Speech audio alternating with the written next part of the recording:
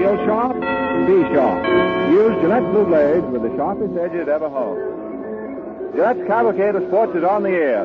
From Ebbets Field, here in Brooklyn, Gillette presents the World Series. Afternoon, baseball fans everywhere.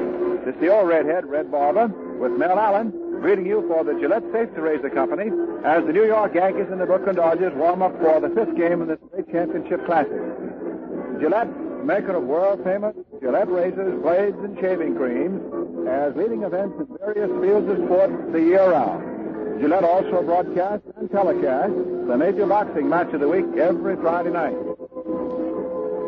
This is a perfectly beautiful day from the standpoint of the weather. It couldn't be nicer. The temperature is right at 80 degrees, a completely clear, blue, sunny sky. The field is in apple pie shape, and the question now is what goes in this fifth game as the Dodgers are dorming. In other words, Brooklyn is 2 down with 3 games to go. The Yankees, as you know, lead 3-1 in the best 4 out of 7. So this one has to be more seriously considered than any other that has come about.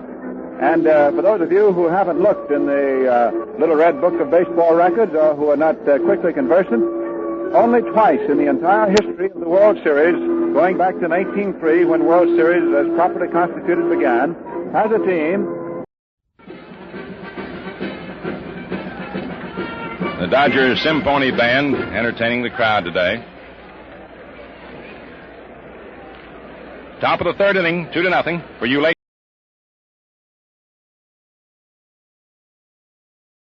tuners in. The Yankees got 2 runs in the first inning when Rex Barney started off in wild fashion, walking Rizzuto and Henrik. An attempted pickoff play at second. He threw the ball away. Rizzuto went to third and Henrik to second. And after Berra struck out, DiMaggio drove to Snyder to the center field wall to take his drive. Rizzuto scored after the catch, and Brown singled Henrik home. Now here's Berra. Barney throws. Pitch it swung on, hit back to the box on a hop. Rex takes it, throws over to Hodges, and Berra is out. Yogi went after that first pitch and bounces out to Gil Hodges. And up comes Joe DiMaggio, on whom Duke Snyder made a spectacular play in the first inning. Duke went all the way back to the center field wall, 393-foot mark, leaped high into the air, and took the ball up over his head. So the Clipper steps in, and Rex Barney starts to work on him. The right-hander fires. Pitch is inside at the belt for a ball. The outfield is around toward left. Gene Hermansky almost half facing the right field line. He's way off of it. Third inning, 1 out, nobody on, 2-0 New York. The delivery swung on, lined out to center. Here's Snyder coming in fast, and he makes a glove hand catch to the ball. Sensationally, how about that?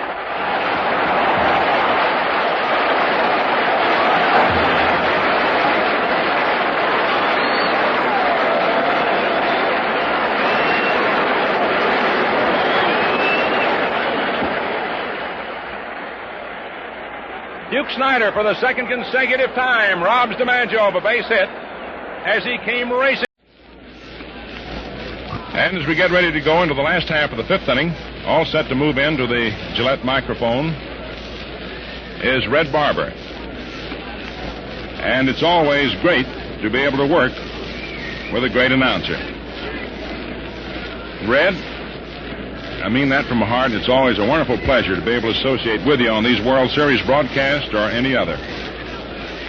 Thank you, Mel. And that's a two-way street. Now Big Rashi trying to nail down the World Series to New York. Makes his first pitch to Campanella a good one for a call strike as we move along with the last half of the fifth inning. Big crowd sitting and sort of stirring restlessly. Yankees on top of a big score now, 7-1. Curveball is over for a call strike. 0-2. It was a nice one that he spun off. Rashi on the mound. This is his second appearance. As Mel pointed out to you, he started the second game. He's coming back with 2 days rest. He won 21 ball games, was a strong man on the mound staff of the Yankees, and Casey Stengel, out of nothing else than sentiment, would give his biggest winner, who pitched the pennant-winning game Sunday, an opportunity to go today. Throw, curve low outside, ball 1. What we mean by sentiment was that if Stengel had started somebody else and the Yankees had won today, then Rashi would not get a chance to get even with the boards. He was the losing pitcher in Game 2. So that's why he drew the assignment today, among other reasons, of course. It may very well be that Stengel felt he was his best possible pitcher anyhow. Curve outside, and it's ball 2. 2 balls, 2 strikes. Rivera, who's had to catch through the series with a bruised left thumb. Every one of these pitches hurts him. That's a jar there. That ball settles in that catching mitt. Running at first and third. Brash's fastball is low outside, ball one, and Joe Page is up again. Was it they used to say as sure as death and taxes? Well, you might say as far as the Yankees are concerned, as sure as death, taxes, and Page. Robinson takes a call strike, fastball over. 1 ball, 1 strike. Runners at first and third, 1 out, last to the 7th. Outfield round toward left.